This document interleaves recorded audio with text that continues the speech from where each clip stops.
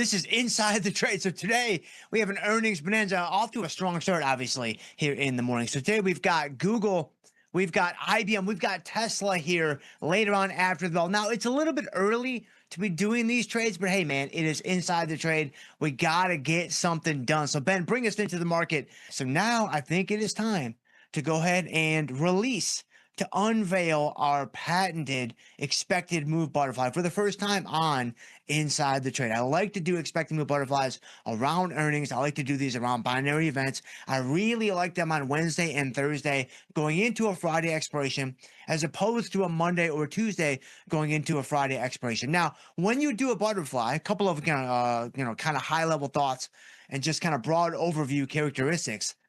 Number one, the less amount of time that you have, and this is going to seem a little counterintuitive because this is not how we typically trade with selling premium and 45 days to go and all the other things.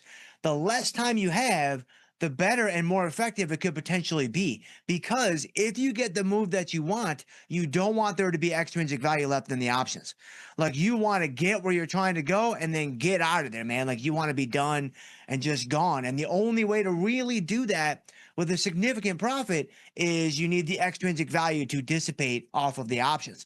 Well, that's only really going to happen near expiration, like the final end of the week. Like, oftentimes it doesn't really happen until sometime on Friday of expiration week. So you do a butterfly on Monday going into Friday, it can still work, but it's a different type of trade. You do a butterfly on a Tuesday going into Friday, it can still work, but it's a different type of trade.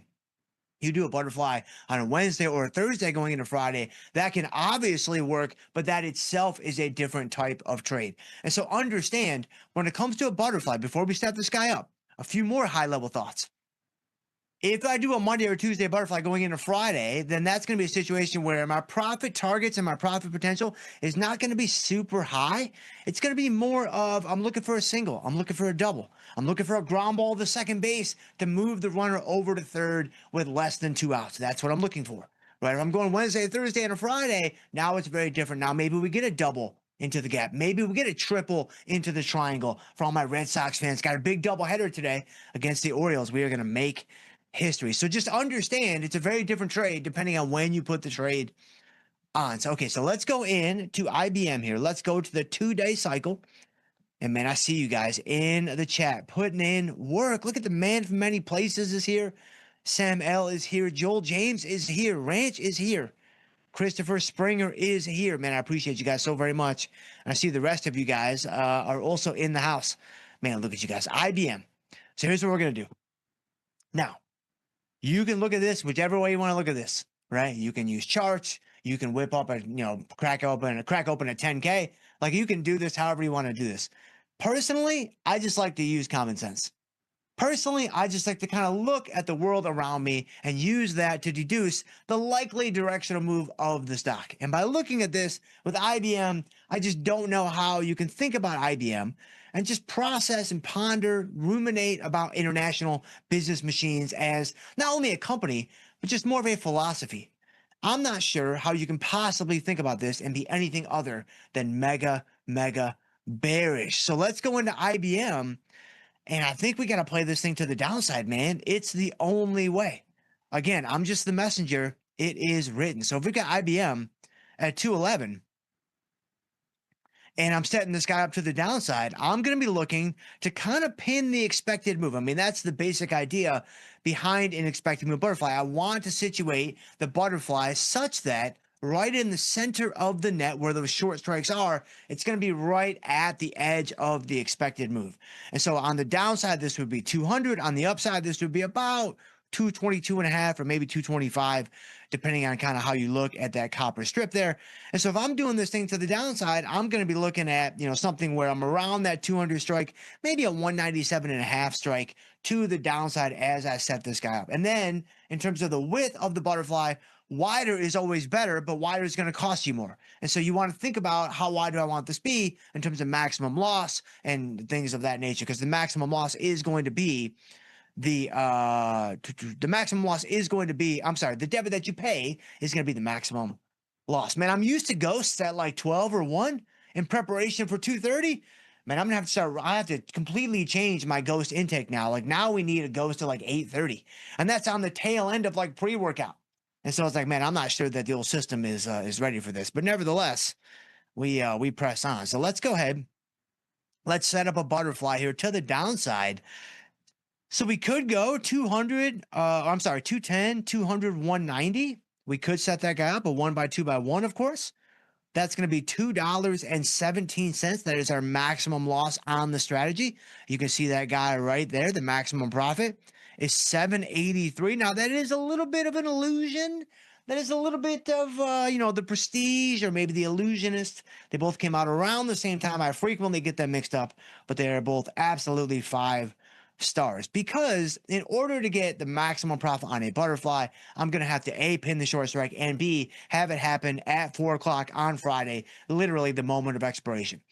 That's really, really, really difficult to do. And so it's not really going to be a realistic outcome or a feasible solution when I'm thinking about the risk return of the strategy. But it doesn't change the fact that the wider the gap between what I pay and what I can make, that gives me all the runway. That gives me all the broad expanse of real estate for me to make money on the strategy. So I want to make that as wide as I can, while still understanding the wider that I go, the more it's obviously going to cost me. So I like the way this is setting up. Generally speaking, about a 3.5 to 4.5 to 1 ratio between maximum profit and maximum loss is probably where I typically like to live. Now, I'm just giving you that off the top of my head. Like, I don't have like a bibliography that I can give you. I don't have citations that I can present to you here today. That's just kind of going off of the feel of when butterflies typically make sense to me. I'm going to say 3.5 to 1 to 4.5 to 1 in terms of return per unit of risk. I feel like that does give me enough space to make money on the strategy. So I like the way that this guy is setting up. But I think what I'm going to do, and then I want to see where you guys are at. Let me see how you guys are liking this IBM trade. Let me know what you guys are doing in IBM, and we will. I just caught John Covington said fade activated. My man knows, man. My man knows. You got me there, John. You 100% got me. But you know what you're doing. Like, you've done this before. You're a seasoned trader. You're serious about making money, right? You need to be on the opposite side of every single one of my trades, sight unseen. And this one, you even get to see. Like this one, you actually get to see, okay, Jim, expected move butterfly to the downside. Is it more obvious? Expected move butterfly to the upside. And so there you go. But what I'm going to do there, John, before you kind of hit review and send on your end, let's go ahead. I'm going to move my strikes down just a bit, just to kind of take the debit down a wee little bit, not a lot. We dropped it from $2.17 down to $2. And now we're a little bit outside the expected move to the downside. So if there is a little bit of an overshoot to the downside, if IBM comes out and reports bad earnings, or it's all made up, it's all random. I mean, in terms of the market reaction, nobody knows. Like, if you knew the numbers now, you would have no idea how the market's going to respond, because you don't know what the conference call is going to bring. You don't know what the qualitative answers to the questions are going to do. Nobody knows how the stock is going to react. It truly is random. And so 207, 197, 187. I think this is how we are going to set this guy up. So a $2 expected move butterfly for IBM to the downside. And now you have to watch some theory to practice later, because Google and Tesla will be coming on down the chutes for that guy. So let's go ahead. Let's do a $2 wide butterfly in IBM. Again, 207.5, 197.5, 187.5 in the 2-day cycle. For those of you that are listening to the audio only version of the show, and you only have my sultry voice to guide you. I can't get filled at 202. Let's try 205. Can't get filled at 205. That's a little bit brutal. And so they're coming after us today. The markets are a little bit wide here. I would not necessarily expect this amount of width for IBM.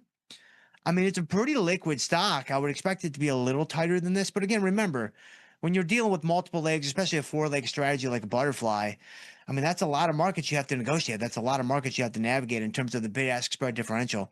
And so things are just naturally going to widen out. You're not going to get away with 1 penny, 5 pennies, 10 cents wide markets. It's just not going to happen. But 205, I think 208, there's got to be somebody, anybody. All right, there you go. We got filled at 208. Okay, perfect. IBM to the downside